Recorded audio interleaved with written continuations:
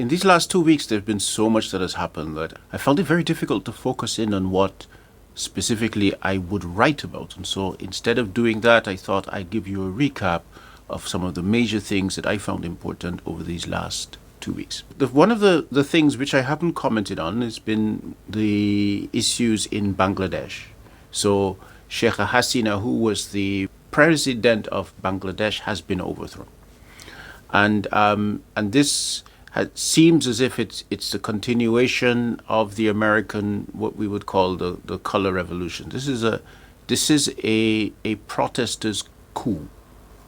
And Sheikh Hasina's father was the person who established the nation state of Bangladesh. When it seceded from the state of Pakistan, it was East Pakistan, which had been established after partition as the independence movement after the withdrawal of the British. So as the British were withdrawing, they agreed to partition India into two states. One would have been Pakistan, and Pakistan had two parts. It was basically what we know as Pakistan, and then East Pakistan, which is now Bangladesh. And the plans for the establishment or for the partition of India had started, I think, around somewhere between the 1910s and the 1920s. At that point, the imperial competitor to the British in the region had been Japan. And the British wanted to partition India because they wanted to maintain control over a region that could overlook one Russian communication, so Russian radio communication, and on the other hand, that could police both the Persian Gulf, from where they got their oil, and it could also police the opening to the Straits of Malacca, which is another choke point, because we've been talking about choke points. So the part of the state that would oversee the choke point to the Strait of Malacca would have been Bangladesh or East Pakistan, and the coordination between British, because post-World War, so so these plans start in 1910, which is before the war, and then the Second World War basically ends the British Empire, and the American Empire comes online. And when the American Empire comes online, they looked at East Pakistan, and they basically took the British plans off the table, and they implemented them. So East Pakistan was supposed to overlook the straits. Once East Pakistan became Bangladesh, what happened is they refused to give access to the island of St. Martin for a naval base. And as a naval base, it would have provided oversight to the entrance to the Straits of Malacca. And the Straits of Malacca is that space that we've been talking about that is also dominated by Yemeni descendants of Indonesia, between Indonesia, Malaysia, and Singapore. So the tightest points of the straits are towards the end, between Indonesia and Singapore. And this place is also part of the strategy for the encirclement and containment of China, because 2/3 of Chinese oil comes from the Persian Gulf and has to be shipped through the Straits of Malacca. St. Martin is central to the plan of being able to strangle the oil supply to 2/3 of China's energy needs. The other thing about Bangladesh, it borders Assam, the states of Assam, which are secessionist states, and the borders are pretty porous. Once you hold Bangladesh and you control Bangladesh, you are able to support secessionist movements in Assam, and it gives you reach as far as Tibet. Bangladesh is absolutely strategic. And so when Sheikh Hasina was overthrown, Muhammad Yunus has replaced her, who has a Nobel Prize, and Muhammad Yunus is basically a loan shark. He runs something called the Grameen Bank. Grameen Bank charges between 15 to 20% interest to poor communities or poor borrowers. He gives them microloans. And he has been able to expand his Grameen Bank to the United States, and he now provides those services between 15 to 18% interest, as I remember, to Black and Hispanic communities. So he is absolutely integrated into the neoliberal order. This move of the overthrow of Sheikh Hasina is really about the tightening of the noose around China. And everybody's talking about the possibility of the move to a war over Taiwan, but I don't think that this is imminent. Now we need to move our attention to Africa, which supplies strategic minerals to the world. It is the cheapest and the largest supply of strategic minerals in the world. And so part of post-colonial strategy or post-direct rule has been ensuring that Africa is kept in the economic conditions that ensures the cheap supply of strategic minerals. And what we're seeing is that the Africans have begun to take control of their own destinies.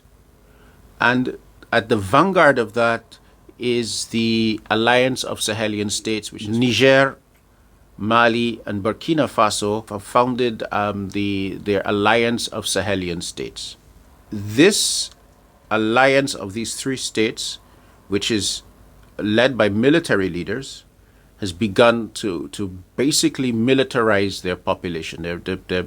They are recruiting their population into the army, and they are using that to fight jihadists who have moved down from Libya, so were brought into Libya. They were activated in Libya to fight Muammar Gaddafi by NATO, and after the fall of Gaddafi, they moved themselves down into West Africa, and they are the unofficial allies of NATO and are integrated into the CIA. They are integrated into the supply of drugs into Europe and human trafficking, absolutely. So what we've seen with that group is that they have been in West Africa, and so the epicenter of what is being termed terrorism, but which is basically activated as a civil war in West Africa between the nomadic tribes and the settled peoples. In the Alliance of Sahelian States, what has happened is that they are launching land reforms. They have expelled French and American companies. They've expelled the French and American military. And Niger supplies, I think, about 40% of French uranium for the production of nuclear power, because the deal was that the Americans and the French would support them in their war against these groups. And they were ineffective, so the Alliance of Sahelian States has taken that over themselves and are reassessing their alliances. And their new alliances include Russia and China. They have instigated two very interesting strategies. One is that they are militarizing their population and using that militarization to build their economies so that it benefits their people. That's one. Two, they have kicked out French and American companies. And actually there is a third. And they have forbidden the export of gold, and they are using it to back their currency. The Americans will have taken that. They not will take that, but they have taken that as a declaration of war, because they see that as a direct attack on the dollar. So we've got a number of attacks on the dollar. The first one is that the Chinese are building a system that allows you to transfer for inter-transfer of currencies between countries without having to go through any intermediary. The basis of American hegemony has been that you must use the dollar. So if you're going to transfer between currencies, you do it via the dollar and via the SWIFT interbank system. When the Americans shut the Russians out and applied sanctions and seized Russian assets, this gave notice to everyone that if you disagreed with American policy, your money was not safe. So now everybody is now transitioning, and they have done this. So what we're going to see is the expansion of a very hot war into West Africa in an attempt to shut down this kind of activity, which will raise the price of strategic minerals across the region. And we should be on notice, because not only will the United States not like it, but Russia and China, as their allies, will not like that, i.e. the allies of the Africans at this point, but they will not like the rise in prices of strategic minerals. So we are looking at a very precarious point in movement in the world. So that was the other front. So I predict that there is going to be a move into American and European interests trying to gain control over African resources in a much more direct way. We are looking at another phase of colonialism. Congo is an extension of this war. This is a resource war. It is a war between NATO allies for the control of the resources of the Great Lakes. And this is an extension of a war between these NATO allies, which began in the 1990s when the French supported the Hutus against the Tutsis, provided military support, training, logistical support, and diplomatic cover for the Hutu genocide of the Tutsis. This was to gain control of the resources in the African Great Lakes, and the Great Lakes region is mainly in the Congo, but is bordered by Uganda, Burundi, Rwanda, Tanzania, and in its lower part, Zambia. So this Great Lakes strategy, or this battle between Western companies, is a battle between Western companies for the control of those resource supply chains. When the Hutus lost against the Tutsis in Rwanda, they withdrew into the Congo, into the eastern Congo, and then the French used them to support Mobutu against Kabila, and Kabila was supported by the Anglo-American alliance, that is Britain and the United States. When Kabila overthrew Mobutu, basically French hope for control in the region collapsed, and they withdrew to Kenya, because to ship the resources of the Great Lakes out of the Great Lakes region or out of the Congo, there is a railway through Tanzania, but the other route is through Rwanda or Uganda and then through Kenya. So the French withdrew to Kenya and made their investments in the Kenyan economy. That was one. And then they tripled their investments in South Africa. And South Africa is the unofficial hegemon of the Southern African region.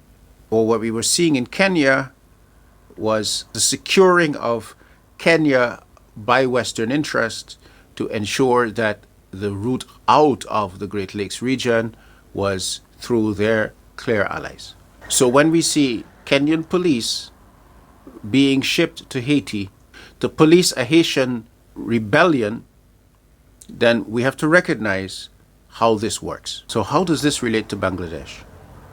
Because the Straits of Malacca is the route via which African strategic resources are shipped to China. So in Congo, what we're saying is about strategic minerals and how they get into the supply chains of the international economy. In West Africa, in the Alliance of Sahelian States, it's about strategic minerals and how they enter into the international economy. And when we look at what is going on in Gaza and the planned canal, etc., what we're looking at are strategic resources and how they connect, and controlling how they connect into the international economy.